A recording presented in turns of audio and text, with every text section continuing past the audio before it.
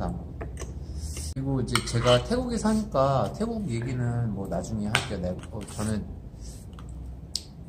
태국 같은 경우는 제가 해외를 많이 돌아다니면서 돈이 많으면 호주에 살고 싶다, 돈이 없으면 태국에서 살고 싶다 라고 생각할 정도로 태국이 너무 좋았거든요. 근데 그 얘기는 나중에 하고 일단 베트남 먼저 얘기를 하겠습니다. 이제 저 같은 경우는 베트남에 아버지 친구가 있어가지고 베트남을 진짜 많이 왔다 갔다 했어요. 진짜 많이는 아니고 4-5번? 5번, 6번? 근데 베트남의 웬만한 도시들은 다 가봤어요. 그러니까 위에서부터 시작해서 하노이 갔다가 후에 갔다가 다낭 갔다가 호이안 갔다가 나짱 갔다가 이쪽에 달랏 갔다가 그 다음에 하노이 갔다가 하노이 주변에 또 이런 도시들이 있거든요. 그 조그만 도시들 메콩강 이런 거 다 봤는데 베트남은 일단 장점부터 얘기를 할게요. 베트남은 기후가 되게 선선해요. 그러니까 제가 이제 태국에 살면서 베트남이랑 태국을 좀 자주 머릿속으로 비교를 하는데 베트남은 일단 커피가 많고 날씨가 좋고 태국이 베트남에 뒤지는 부분은 하나 있는 것 같아요. 하나, 날씨가 더워요. 엄청. 여기가 내륙지방이라서 날씨가 엄청 더운데 태국 북부 가면 좀 괜찮죠. 근데 베트남은 이렇게 쭉 전부 다 바닷가 옆에 붙어 있어요. 길다랗게. 그래서 엄청 선선하고 바닷가도 가깝고 굉장히 살기가 좋더라고요. 음식도 진짜 맛있어요. 사실 솔직히 얘기하면 음식이 이제 태국 음식 같은 경우는 좀 맵고 시고 뭐 짜고 막 이런 경우가 많고 대부분 소스가 비슷비슷한 게 많은데 베트남은 음식 종류가 엄청 많아요. 그 야채 종류도 엄청 많고 원래 농업 국가다 보니까 맛있는 음식들이 굉장히 많아요. 태국에서 맛볼 수 없는 음식들도 많고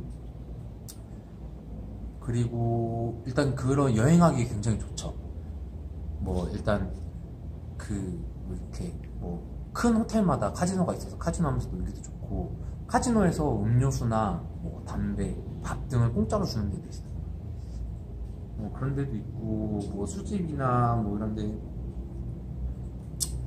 뭐 그런 데보다 일단 바닷가나 리조트 이런 게 굉장히 잘 돼 있어요.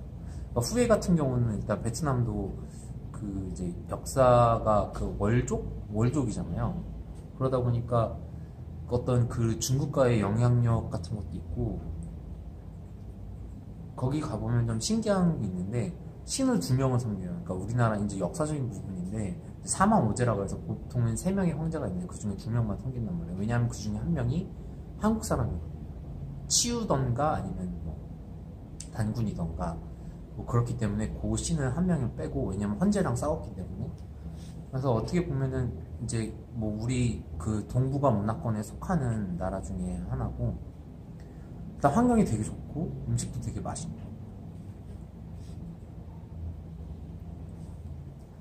그래서 이제 하노이 같은 경우는 날씨도 북부다 보니까 선선하고 이제 구경할 것도 많고 그래요. 그 다음에 후에 같은 경우는 역사적인 유물 같은 것도 많고 다낭은 강이 엄청 긴 강이 있어요. 그 강이랑 거기 주변이 진짜 관광지로 되게 활성화가 되고 있어요. 지금도 막 이렇게 막 건물도 새로 짓고 있고 바닷가도 되게 가깝고 그래서 되게 좋은데 또 거기서 좀만 밑으로 내려가면 호이안이라는 곳이 있거든요. 근데 호이안은 백인들, 유럽 사람들이 많이 와서 많이 휴양지를 찾는 곳인데 거기가 진짜 잘 돼 있어요. 되게 럭셔리하게 잘 돼 있어요. 그래서 여행을 할 때는 베트남 여행할 때는 어떻게 해야 되냐면 오토바이를 빌려야 돼요. 오토바이를 빌려가지고 다낭에서 호이안까지 한 1시간 반 좀 안 되게 간 것 같아요. 그럼 호이안 쪽에 가면 또 거기 유적지가 있거든요. 이쪽은 뭐 중국인 마을, 이쪽은 일본인 마을 해가지고 예전에 이렇게 나눠가지고 있었던 그런 마을들도 있고 그런 역사적인 유물들도 많이 있고 재밌어요. 그래서 호이안 같은 경우는 이제 저희는 한국 사람이잖아요. 한국 사람 같은 경우는 이제 그 여행객이다 보니까 그런 데를 그냥 들어가도 그냥 여행객이겠거니 이렇게 생각을 해요. 제가 여기서 리조트 가는 것처럼. 그래서 뭐 그런 데에 이제 잠을 안 자더라도 그런 역사적 문화를 즐길 수가 있고 이제 나짱 같은 경우는 나중에 얘기를 할게요. 나짱은 왜냐하면 제일 안 좋은 진짜 비추하는 곳입니다. 아, 뭐 먼저 얘기가 나온 김에 먼저 얘기를 하죠. 낮장 같은 경우는 여행객들은 굉장히 많아요. 여행객들은 굉장히 많은데 되게 퇴폐해요. 막 길거리에서 막 마리화나 막 이런 거 사지 않겠냐, 있냐 물어보고 막 뭐 택시, 원래는 이제 외국 여행 같은 데 가면 혼자 택시 막 이렇게 운전하거나 뭐 오토바이 타라고 하면 절대 타지 마세요. 저는 그런 거 안 타거든요. 100% 뻔하잖아요. 100% 뻔하게 떼어먹고 뻔하고 제가 어디로 갈지 모르는데 그걸 왜 타요, 그거를. 유튜브 하시는 분들 중에 그런 거 하시는 분들이 있는데 그분들이야 이제 컨텐츠를 만들려고 도전을 해서 타는 거지만, 여행을 가시는 분들 중에 그렇게 하시는 분들이 있을까요? 저 생각엔 없다고 생각하거든요. 걔가 어디로 갈 줄 알고. 그렇잖아요. 거기서 사는 사람도 아니고 베트남 말도 못하는데 걔는 특히 영어도 잘 못할 텐데, 저는 그런 걸 한 번도 타본 적이 없어요. 그래서 거기서는 택시도 밑으로 가는 거 마리나 택시랑 뭐 유명한 게 2개 있거든요. 그것만 이용을 해요. 절대 막 다른 거 이용하면 안 되고. 그 낮장은 어쨌든 되게 퇴폐하고 되게 안 좋아요. 마사지 받으러 가자고 그래도 막 이상한 데 들어가고, 그래서 진짜 막 책 집어던지고 소리 지르면서 싸웠어요. 5만 동에 마사지 간다면도 막 간다더니 갑자기 뿜뿜하러 가지 않겠냐고 그러면서 50만 동 내놓으라고 그러니까 열받아가지고 막 쌍욕을 하면서 막 진짜 저거는 약간 백호대살 같은 게 있어서 한 번 열받으면 막 이렇게 올라오거든요. 걔네가 그래서 쫄아가지고 그냥 가긴 했어요. 근데 절대 그런 거 타시지 마세요. 그 낮장은 진짜 안 좋아요. 해변가도 막 그런 거밖에 없고 막 칵테일 마시고 막 진짜 안 좋아요. 막 되게 분위기가 좀 약간 삭막하고 낮장은 굉장히 비추합니다. 이제 그 다음에 좀 더 남쪽에 가면 달랏이라는 곳이 있어요. 달랏이 진짜 좋습니다. 달랏이 어떤 도시냐면, 예전에 베트남이 그 프랑스의 식민지 지배를 받을 때 그 프랑스 사람들이 와가지고 휴양지로 가장 많이 이용했던 곳이 달랏이에요. 그래서 거길 가면, 거기 또 이렇게 고산지대다 보니까 굉장히 날씨가 선선하고, 거기가 커피가 엄청 많이 나요. 고산지대라서. 그래서 막 커피 농장을 간다든지 아니면 마을도 되게 유럽풍으로 막 이렇게 돼 있고, 막 산등성이에 막 이렇게 올라가고 막 이렇게 돼 있어가지고 환경이 너무 좋아요. 거기도 오토바이 타고 이제 왔다 갔다 하면서 보셔도 되고, 달랏이 진짜 좋습니다. 환경이. 거기는 진짜 가기 좀 힘들더라도 여행을 좀 가야 돼요. 거기 가야 돼요. 호치민이, 하노이가 쓰는데도 불구하고 호치민이 약간 그 원래는 그 자본주의 쪽, 그쪽 원래 지도자가 원래 있었는 곳이잖아요. 사이공이라고도 하죠. 그래서 이제 나중에 그 북부 베트공이 이제 점령을 하면서 이름이 이제 바뀐 건데, 거기 같은 경우는 굉장히 경제적으로 많은 발전을 했어요. 그러니까 제가 예전에 다녔던 외국계 회사 그 베트남 지사도 그쪽에 있었고 호치민 쪽에 있었고, 그래서 거기가 이제 그런 경제적으로 많이 발달을 하는 곳이라서 이제 뭐 주변 환경이나 이런 정비 같은 것도 굉장히 잘 돼 있고 비싼 호텔들도 많고 이렇게 놀만한 게 좀 있어요. 호치민. 이제 거기보다 더 남쪽으로 가면 건터라는 곳이 있어요. 건터 같은 경우는 이제 어떤 그 해상무역이라든지 그런 게 많이 발달된 곳이라서, 건터도 큰 도시 중 하나거든요. 근데 건터도 이제 볼 게 좀 많이 있어요. 메콩강 근처에서 이제 뭐 그런 시장을 본다든지 아니면 뭐 예전에 그런 뭐 땅굴 같은 데 있잖아요. 그런 거 구경을 하고 그런 것도 많이 있었고, 그런 이제 여행하기에 굉장히 좋습니다. 베트남. 근데 이제 그 단점을 말씀드리자면, 아까 말씀드린 것처럼 그런 이제 막 떼먹으려고 하는 게 되게 많아요. 얘네들 컨셉이 공산주의 생각이라서 뭐 어떤 생각을 갖고 있냐면, 우리는 공산주의고 못 살지만 쟤는 잘 산다. 내가 나한테 돈 많이 내는 건 당연한 거다. 왜냐면 나는 못 사니까. 이거예요. 그러니까 컨셉이 어떤 거냐면, 이게 100원짜리잖아요. 그럼 이건 100원이니까 나는 120원에 팔아서 20원의 이윤을 남겨야지. 이게 아니에요. 나는 이거에 100원을 만들었지만 쟤네 나라에선 이거 1000원에 팔아. 그래? 그럼 쟤는 이거 1000원에 사도 되는 거잖아. 쟤는 잘 사니까. 그럼 나는 900원의 이윤을 남겨도 되는 거잖아. 그래? 1000원. 이렇게 해요. 아니면은 그거보다 더 훨씬 비싸게 불러요. 어떤 경우가 있었냐면, 제가 예전에 만나던 한국 여자 중에 어머니가 이제 베트남 여행을 갔다 왔는데, 그 베트남 모자 있잖아요. 그거 하나에 70만 원에 샀대요. 70만 원. 그 얼마나 사기를 치냐면 그게 원래 얼마짜리냐면 5,000원짜리 5,000원도 안 할걸요? 이제 막 이거 딱 가격을 물어봐요. 그럼 막 처음에 막 50만 동 부르고 막 난리가 아니에요. 그냥 거들떠보지도 않아요. 그냥 가요. 그러면 막 20만 동, 10만 동, 5만 동 계속 깎아요. 그러다 이렇게 또 이렇게 가면은 더 싸게 해달라고 하면 더 싸게 해주고. 베트남 가면은 꼭 그래야 돼요. 왜냐하면 얘네들이 진짜 사기를 엄청나게 칩니다. 이거를 상상도 못하게 쳐요. 이게 5,000원짜리를 막 진짜 뻥튀기 해가지고 막 2만 원에 팔아도 그런데 얘는 70만 원에 판다니까요. 그래서 사면 사고 많이면 많은 거지. 얘네 한 달 월급이 한 30만 원 돼요. 그러니까 완전 그냥 뭐 사기 당한 거죠. 사기 당한 거. 어느 정도냐면 거리가 있잖아요. 이 거리가 있고 이쪽에 이제 커피를 파는 데가 있어요. 이쪽에도 커피를 팔고. 근데 이쪽에 버젓이 5만 동이라고 써놓고 팔아요.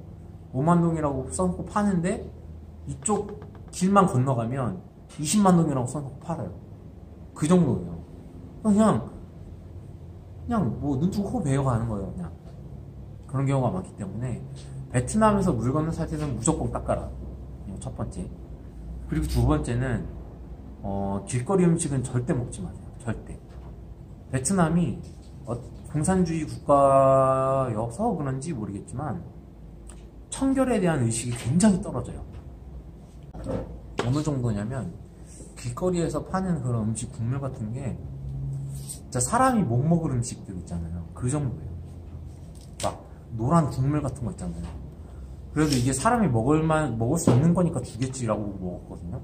그거 먹고 일주일 동안 복통으로 죽는 줄 알았어요, 진짜. 또 어떤 경우가 있었냐면, 저 같은 경우는 아버지랑 여행을 하면서, 이제 저희는 막, 택시, 버스, 막 이런 거 타고, 막 캄보디아도 갔다가, 태국도 갔다가, 막 그걸 막 국경을 넘나들고 막 이렇게 했었거든요. 그래서 거기서 기차도 탔었어요. 기차를 타는데, 달랏을 가는데 기차를 탔거든요. 기차를 탔는데, 이제 제가 커피를 시켰단 말이에요. 근데 거기 커피를 이제 거기 무슨 남자 군인들 같은 애들이 타줘요. 커피 막 이렇게 타주는데 딱 먹는데 안에 모래가 훅 들어오는 거예요. 진짜 그 정도입니다. 그 정도고 거기서 그래서 배고파서 지나가면서 이제 음식을 팔잖아요. 음식을 막 음식 얼마예요? 음식 뭐 저쪽에서 분명히 들었어요. 분명히 3만 동 이러면서 파는데 제가 돈이 5만 동밖에 없었거든요. 5만 동 딱 줬는데 그래서 만동 때문에 만동이면은 뭐 얼마나 하나? 500원?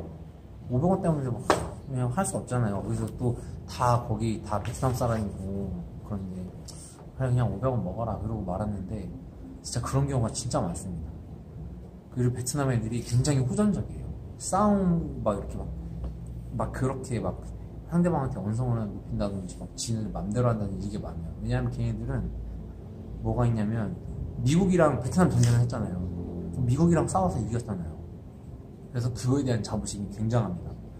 굉장하기 때문에 어떤 그런 막 싸움에 대한 막 그런 거 그리고 공산주의 국가라서 상하 관계에 대한 개념이 거의 없어요. 그냥 너도 나도 친구고 막 그래 이러고 막 그래서 되게 버릇없다고 느껴질 수도 있겠지만 그쪽 문화예요. 베트남 문화.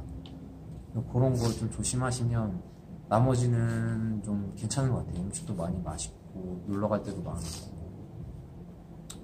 저는 이제 호치민 같은 경우는 한 번 가서 이제 구경하고 나면 그렇게 뭐 좋은 건 없다. 이제 건터 같은 경우는 한 2번 정도 갈만하고 달랏은 진짜 좋고 자주 갈만하고 다낭은 진짜 좋아요. 다낭이 위로 가면 후에고 밑으로 가면 호이안이 있기 때문에 거기서 왔다 갔다 하면서 그 주변에 있는 거 구경하고 막 하기가 굉장히 좋고 하노이는 뭐 살기도 괜찮은 것 같아요. 호치민도 한국 사람들이 많이 살거든요.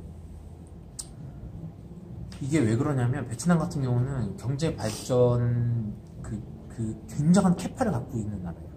애들이 굉장히 호전적인데도 불구하고 얘네들이 인구가 1억 2천 명인가 그렇거든요. 근데 얘네들 인구 평균 나이가 몇 살인 줄 아세요? 27이에요. 27. 평균 나이가. 그 지금 살아있는 애들 평균 나이가 27인 거예요. 그러니까 베트남 전쟁이랑 뭐 이런 거 있기 때문에 지금 막 일어나는 젊은이들이 그 젊은이들이 베이비붐 세대를 지나서 태어난 애들이에요. 여러분 베이비붐 세대 많이 봤잖아요. 미국도 그렇고 한국도 그렇고 일본도 그렇고 그 베이비붐 세대가 일으키는 경제적 영향력이 엄청납니다. 베트남은 진짜 경제적으로 발전할 수밖에 없어요. 그리고 바닷가에 이렇게 붙어 있고, 그 다음에 나이 어리고 막 한참 이렇게 혈기왕성한 청년들이 엄청나게 많고, 지금 막 그렇기 때문에 베트남 투자가 엄청 많아요. 뭐 재작년도 같은 경우는 베트남 경제가 100% 성장이나 막 이런 경우도 있기 때문에 베트남에 투자하는 한국 사람도 많고 이민 가는 사람도 굉장히 많아요.